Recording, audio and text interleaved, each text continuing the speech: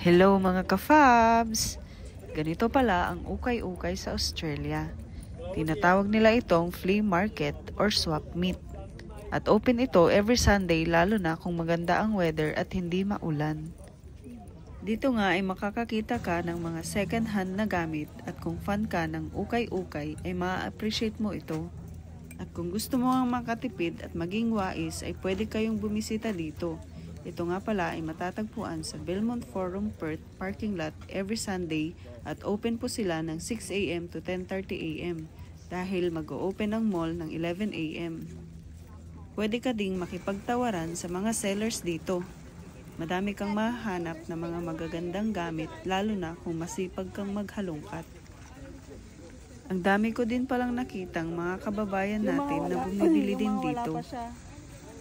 May mga damit, sapatos, gamit sa kusina, malalaking appliances, mga laruan, at mga anik-anik. At ang mga nagtitinda nga dito ay may iba't ibang lahi din.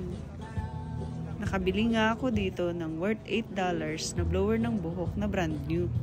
Dahil nga dito sa Perth ay spring pa lamang at medyo malamig pa ang klima. At eto nga si Fabski ay nakipagtawaran na rin para dito sa collection niya ng monster trucks dahil wala namang ganitong kamura sa Pinas. Sa pagkakataon nga ito ay nakapili na siya at gusto na niyang umuwi. Bago nga kami umuwi ay nakakita pa kami ng bike at kinuha na din namin para matuto siya at may gamitin pagpasok ng school. Kasi may bike siya, may monster truck pa, may flute pa, may ukulele pa. Fabs, What? are you happy? Yeah.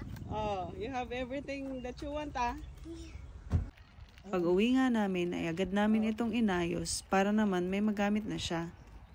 Ayun lang for today's video. Salamat ulit sa panonood.